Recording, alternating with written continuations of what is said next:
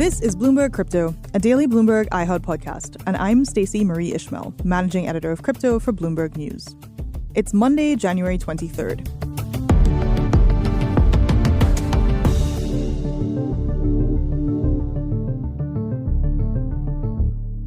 Hello, listeners. This is Stacey Marie with a quick bit of housekeeping before we dive into the latest episode. Last week, the crypto lender Genesis filed for bankruptcy. For the very latest news on what's happening there, go to bloomberg.com/crypto or check out the Bloomberg Crypto newsletter. In the meantime, we'll have much more on that on a later episode this week. Like many crypto and crypto-adjacent firms, traditional banks that diversified into the sector and the asset class have struggled during this crypto winter. And that's been true even before FTX declared bankruptcy in November 2022. We'll find out exactly how many of these institutions are doing in the coming weeks as they'll all start to report earnings, and we will of course be reporting on them here at Bloomberg. But in the meantime, it's fair to say that a lot of the banks that got into crypto benefited when prices were rising and have struggled since last spring because the digital asset sector has just been on a downward trajectory. Here today, I'm delighted to be joined by my colleague Max Reyes, who is a Bloomberg reporter who covers, among other things, many of these crypto banks. We've seen stuff in this genre before. I don't think we've seen this exact movie before. So it's hard to guess, and I know I'm kind of remiss to throw speculation out there, but I think the big thing we're going to see is more hardship. And the other question is, are regulators going to take more decisive action? Are we going to see more regulatory action?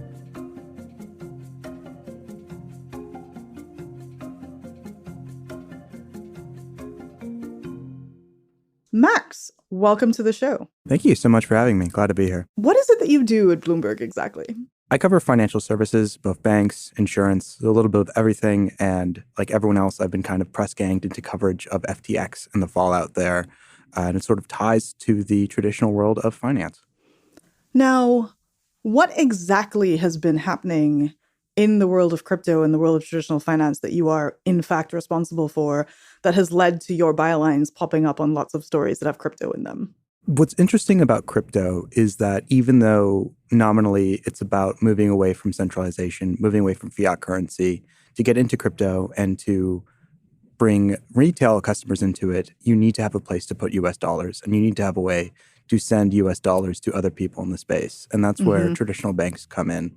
And we're talking about primarily regional banks, smaller banks that decided they'd be willing to forge these business relationships with cryptocurrency companies, that's exchanges, that's miners in some cases, that sort of thing, and say, we have a platform, we have a banking license or a charter, we can essentially be a depository, right? A place for you to put your cash that you get from these operations, your US dollars, your euros in some cases, and you can use our platform to send this fiat currency to other people. We're not going to touch your crypto unless, cases of custody. But primarily what we're talking about is a sort of system that allowed this, some folks call it an on-ramp or an off-ramp for US dollars and crypto to kind of go back and forth between these two otherwise segmented, segregated financial systems.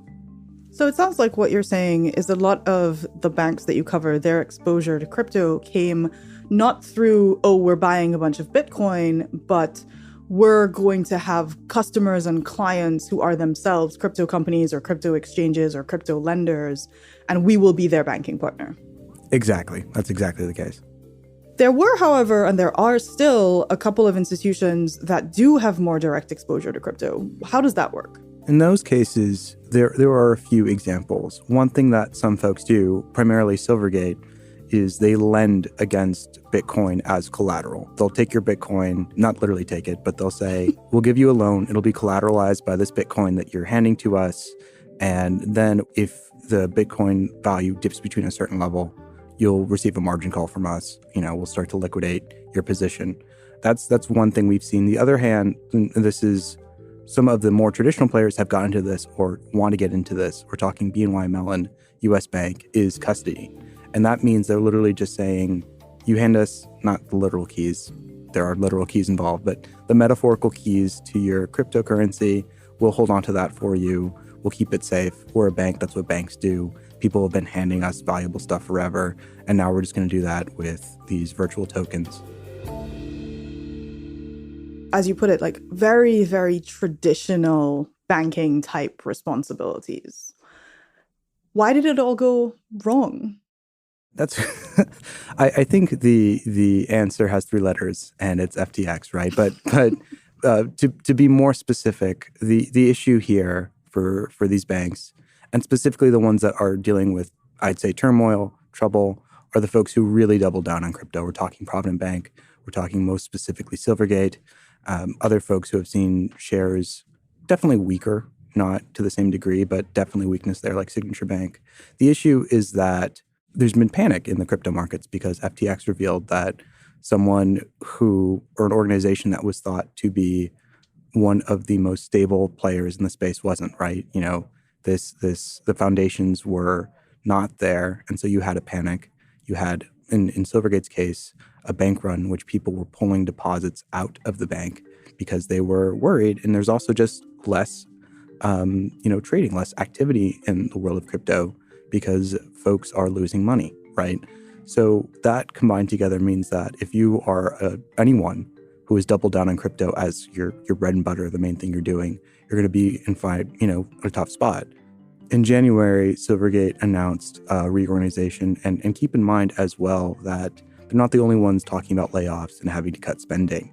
We're seeing this across various folks that operate in the crypto space. It's just that specific to these banks, they're offering traditional financial services. They have a bank charter. They have FDIC insurance and other sort of access to funds that a traditional crypto player that doesn't have a bank charter would not be able to touch. Those banks, because of their charters, because they have these, they have access to like federal pools of money that other crypto native organizations don't have access to, they're essentially able to like bail themselves out using government or federal funds. And that's happening even though those bailouts came because they were speculating on an asset class that not every regulator is super happy for them to be involved with in the first place. What's happening there? What is the sentiment from regulators around this right now? Yeah, that's definitely one major criticism, one that's definitely been voiced by a lot of folks, especially short sellers looking at these stocks. The answer on what regulators are saying is kind of disappointing, but it's sort of not much. Essentially, the word from the OCC, the Fed, and the FDIC, which put out a joint letter in January, is be very cautious. They're really worried about the potential systemic risks presented by these digital tokens if the contagion from crypto were to spread into the traditional banking system. Folks would rather see this happen at these smaller regional players that are not, important to the kind of fabric of the financial system, the global financial system. But that's kind of cold comfort to folks who are worried about taxpayer dollars going to cover what is a very risky and untested space. Up next, you'll hear more from Max Reyes on what we can expect in 2023 as it relates to these crypto-exposed banks.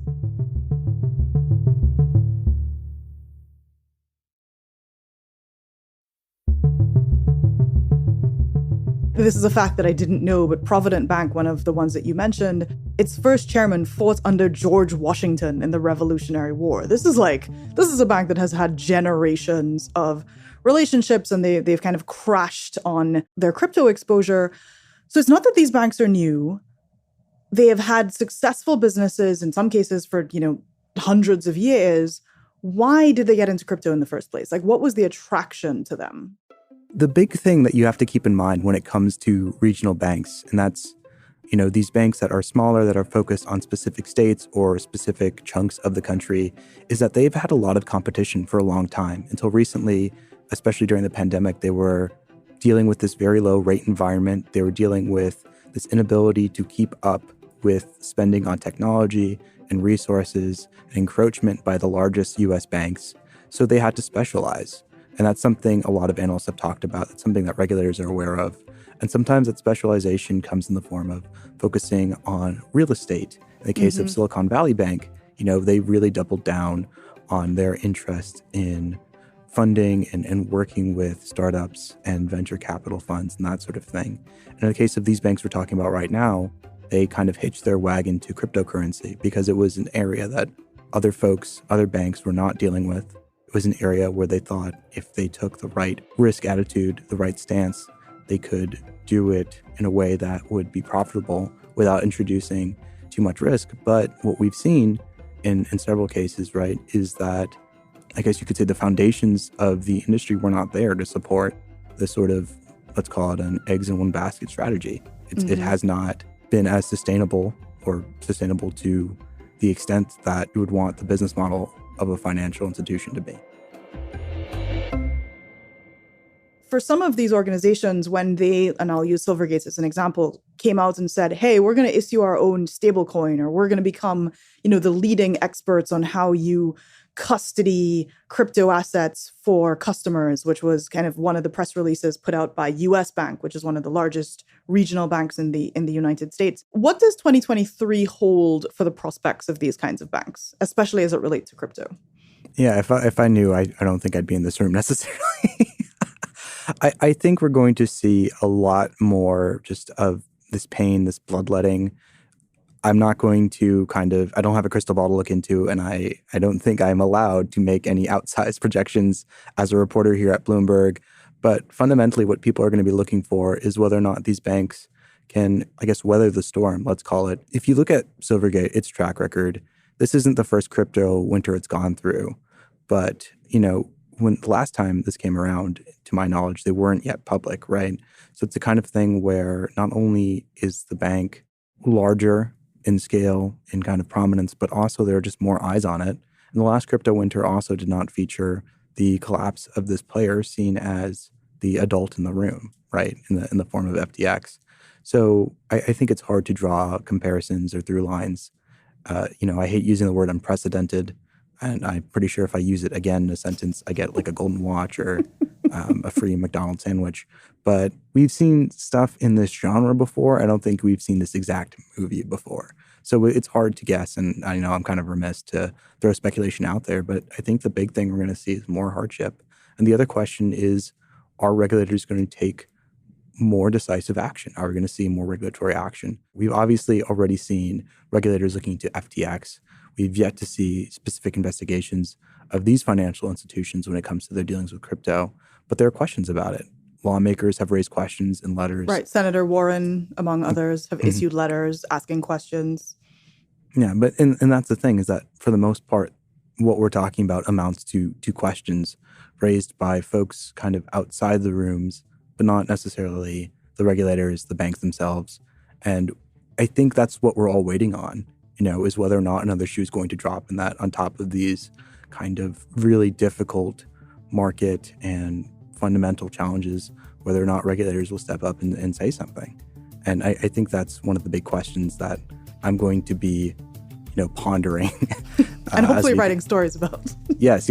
I don't just stand in a room and think. I've been told deep that. thoughts, but not file any stories.